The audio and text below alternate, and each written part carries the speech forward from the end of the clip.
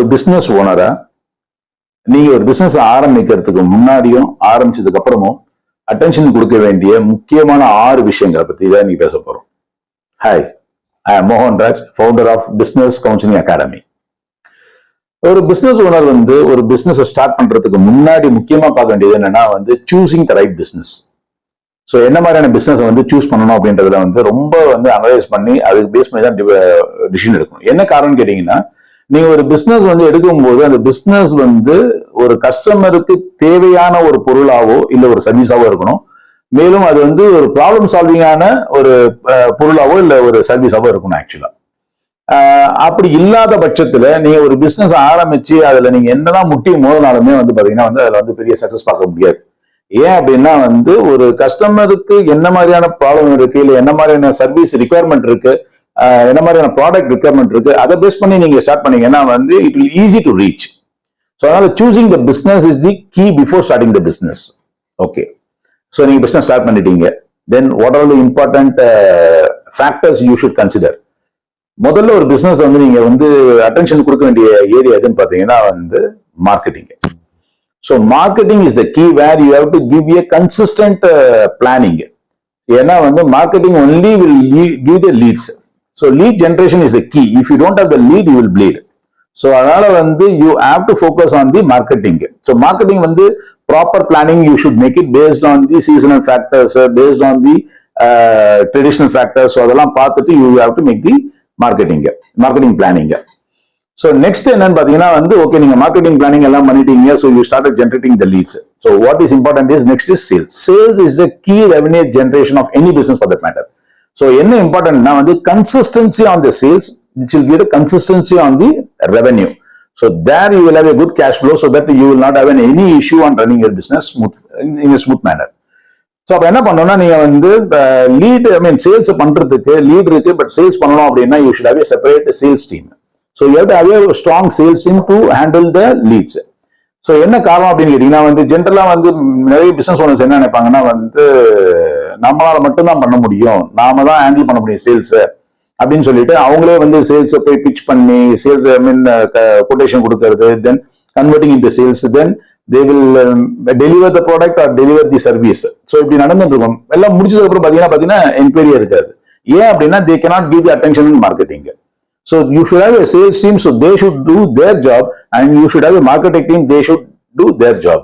So that consistency on the lead generation and consistency on the sales, it should happen parallelly, hand to hand. So fourth important point என்னன்னா data capturing is very very important action which any business people have to do it. ஏன் அப்படின்னு கேட்டீங்கன்னா ஒரு business பண்றோம், நமக்கு ஒரு data கிடைக்குது. So அந்த டேட்டாவை பேஸ் பண்ணி தான் இட் கேன் பி எனிதிங். இந்த data can be anything. So மார்க்கெட்டுடைய பொட்டன்ஷியலா இருக்கலாம், இல்லைன்னா ஒரு ப்ராடக்டோடைய சேல்ஸ் வால்யூமா இருக்கலாம். So based on that you can decide which product I should focus, which location I should focus, which kind of promotion I should do it. So இது ஒரு நல்ல business people will capture the data and they will analyse the data, accordingly they will take the action. That is how the good business person should do it. Otherwise நீங்க எதுவுமே டேட்டாவே இல்லை அப்படின்னா உங்களுக்கு ஆக்சுவலா enquiry எங்க வருது அப்படின்னு பாத்தீங்கன்னா நீங்க பண்ற டிஜிட்டல் மார்க்கெட்டிங்னால இருந்திருக்கும். ஆனா நீங்க வர என்கொயரி எந்த சோர்ஸ் மூலமா கேப்சர் பண்ணாம இருந்தீங்க அப்படின்னா you will not do digital marketing. You will do something else which will not give you the result. So anything you do, you have to capture the data. Fifth important point என்னன்னா பாத்தீங்கன்னா okay, நீங்க business start பண்ணிட்டீங்க, நீங்க marketing பண்ண ஆரம்பிச்சிட்டீங்க, நீங்க sales பண்ண ஆரம்பிச்சிட்டீங்க, you have started capturing the data. Based on the data capturing, you are able to do your business very efficiently and very productive manner. So இதெல்லாம் நடந்துட்டு இருக்கு. Then what is more important is the finance handling. So personal finance and business finance is a two different finance factors. A business owner has to handle with a lot of care. நிறைய இடத்துல என்ன ஆகும் பாத்தீங்கன்னா business owner பாத்தீங்கன்னா ரொம்ப ப்ரௌடா சொல்லுவாரு, நான் salary எடுக்கிறதுனா என் டீமுக்கு எல்லாம் கொடுத்துடுறேன், நான் எல்லாம் இதே ஆன் டைம் நான் ரெண்ட் இபி எல்லாத்தையும் நான் கரெக்டா பே பண்ணிடுறேன், ஆனா நான் எனக்கு எதுவுமே எடுத்துக்கிறது இல்லை அப்படின்னு சொல்லி ரொம்ப பெருமையா சொல்லியிருப்பாரு. ஆக்சுவலா பாத்தீங்கன்னா அது பெருமைப்படக்கூடிய விஷயமே கிடையாது. That is a mismanagement of your business அர்த்தம். ஏன்னா why do you have to do a business otherwise? So you are a businessman, you should take your money as a salary, and that is a key. That is why you are doing the business. So that is also not right saying that no, I am not taking money. சில பேர் என்ன பண்ணுவாங்கன்னா பிசினஸ்ல வர எல்லா பணத்தையும் தான் பணமா எடுத்துட்டு they will spend lavishly. So அதோட பெரிய தப்பு வேற எதுவுமே கிடையாது. ஏன்னா வந்து you will collapse over a period of time and then your business will go to a ditch.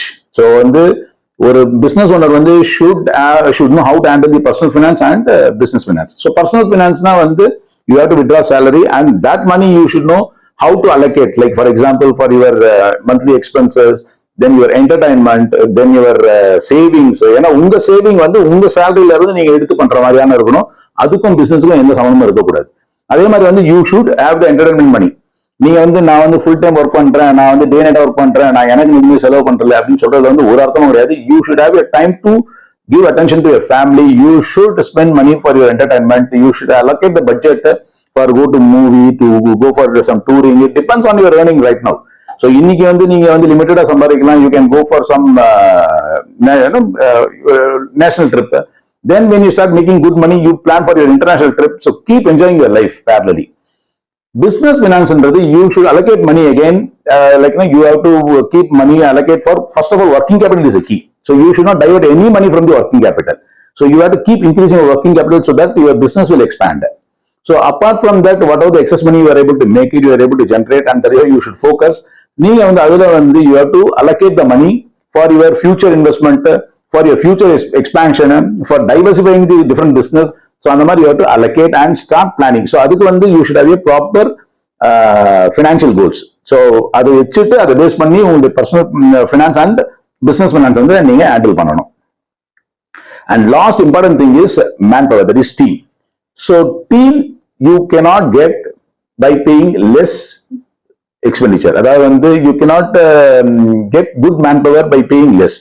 So you need to spend based on the required quality manpower, because quality manpower will take the responsibility of their job and they will actually start driving the business. So as a business owner, you should not do everything by yourself. That is a different topic again. And such kind of business people, success is very, very limited, very rare, very difficult. So you should have the team and you have to delegate the authority to the team, and the team has to do the job and you have to do the supervision. So you should have the knowledge. But from the top, you have to look at each operations and you should have the people for each operational team, department, and you have to drive your business. Then only you can think, you can spend time to scale up your business. Otherwise, you will struggle with the day-to-day operation. So, if I சொன்ன 6 முக்கியமான விஷயங்கள் வந்து as a business owner, if you start focusing, giving attention, definitely you will have a successful business. And I wish you all the very best for each business owners to focus in this way to keep your business very successful. Thank you so much. Bye.